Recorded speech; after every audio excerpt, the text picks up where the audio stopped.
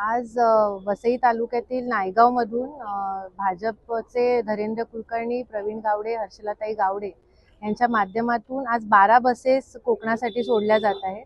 तसंच भारतीय जनता पक्षाची कोकण आघाडी जी आहे त्यांच्या वतीने सुद्धा 5 बसेस आणि आमदारांच्या वतीने 7 बसेस अशा एकूण भरपूर बसेस वसई तालुक्यातनं जात आहेत।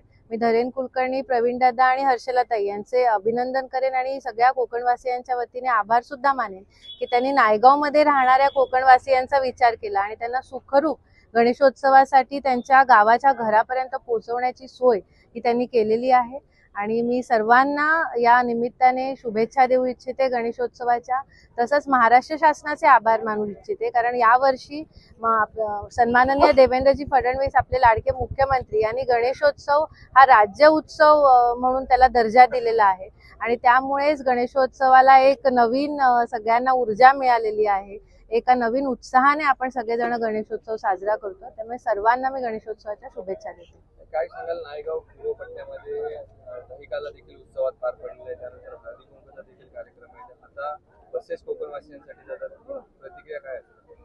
बघा, भारतीय जनता पक्ष हा दिवसेंदिवस मजबूत होतोय आणि सन्माननीय धैर्येंद्र कुलकर्णी, सन्माननीय प्रवीण दादा, हर्षलाताई यांच्या माध्यमातून चांगली टीम भारतीय जनता पक्षाची इथे तयार होते। आमचे मंडळ अध्यक्ष आहेत उदय शेट्टी, त्यांच्या सगळ्यांच्या एकत्रितरित्या काम करण्यामुळे भारतीय जनता पक्ष इथे चांगला वाढतोय आणि हे सगळं त्यांचं श्रेय आहे। कारण की एखादा कार्यकर्ता जेव्हा पुढे येऊन कार्यक्रम करतो तेव्हा हजारो लोक त्या कार्यक्रमाच्या माध्यमातून हे जोडत असतात, त्यामुळे लोकांना जोडण्याचं काम आणि लोकांची फक्त कार्यक्रम करण्यापुरती हे कार्यकर्ते फक्त राहत नाहीत, तर रस्त्यावर उतरून लोकांची गटारं साफ करणं, गटारांवरची झाकणं बदलणं, रस्ते रिपेअर करणं, रात्री लोकांच्या पाणी साचलं होतं तेव्हा हे सगळे जण रात्री दिवस रात्र काम करत होते पाण्यामध्ये उतरून। त्यामुळे आमचे सगळे भारतीय जनता पक्षाचे हे हाडाचे कार्यकर्ते आहेत आणि त्यांच्या माध्यमातून जास्तीत जास्त लोकांपर्यंत पोहोचण्याचं आणि लोकांची कामं करण्याचं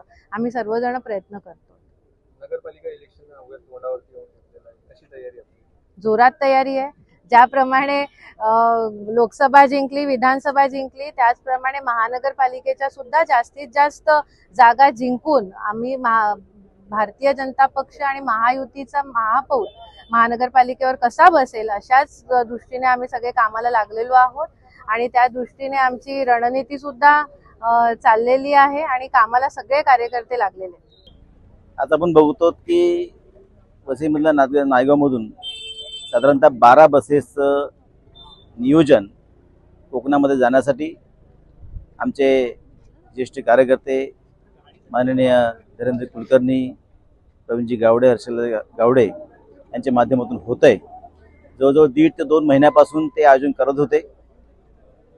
आपण बघतो की 12 बसेस आणि त्याच्यामध्ये साधारणतः 450 जण हे आज कोकणामध्ये जात आहेत, त्यामुळे खूप आनंद होतोय आणि गेले 15 वर्षापासून धैर्येंद्रजी या नित्यनेमाप्रमाणे या कार्यक्रमाचं आयोजन करत आहेत।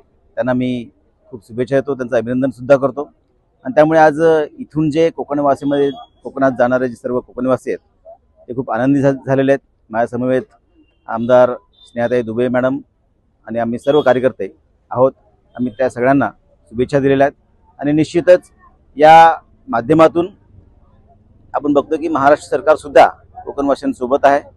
कालच माननीय नितेश राणे साहेबांच्या माध्यमातून 2 ट्रेन कोकणात गेलेल्या आहेत, अनेक बसेस ह्या वसई, ठाणा, मुंबई या भागातून कोकणात जात आहेत, त्यांना टोल माफी सुद्धा दिलेली आहे। कालच माननीय अजितदादा पवार यांनी सांगितले की चाकरमानी नव्हे तर कोकणवासी असा एक आदरार्थी उल्लेख त्यांनी केलेला आहे आणि माननीय रेल्वे मंत्री सुद्धा वसई सावंतवाडी ही ट्रेन चालू करण्यासाठी उत्सुक आहेत। त्यामुळे या माध्यमातून निश्चितच कोकणवासियांना एक चांगली फॅसिलिटी माननीय धैर्येंद्र कुलकर्णी गावडे कुटुंब यांच्या माध्यमातून मिळालेले आहे।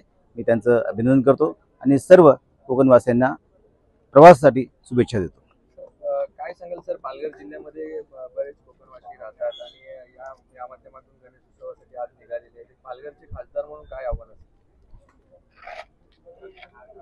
खरं तर कोकणामधून हजारोंच्या संख्येने हे नोकरीच्या निमित्ताने हे सर्वच कोकणवासी इथे येऊन स्थायिक झालेले आहेत. जवळजवळ वर्षानुवर्ष इथे येऊन स्थायिक होत आहेत. आपण बघत आहोत की इथून ठाणा असेल, मुंबई असेल, इथे जाऊन ते अपडाऊन करत असतात आणि त्यामुळे त्यांच्यासाठी अधिकाधिक सुविधा देणं हे आमचं कर्तव्य, ह्या भावनेतून आमचे कार्यकर्ते सर्व करत असतात.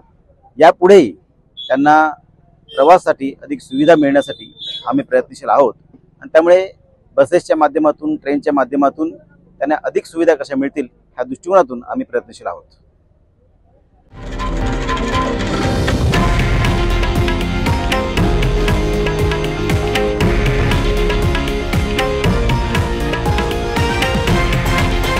हे आहे देशातील नंबर 1 न्यूज नेटवर्क आणि आपण पाहत आहात TV9 मराठी, एकमेव.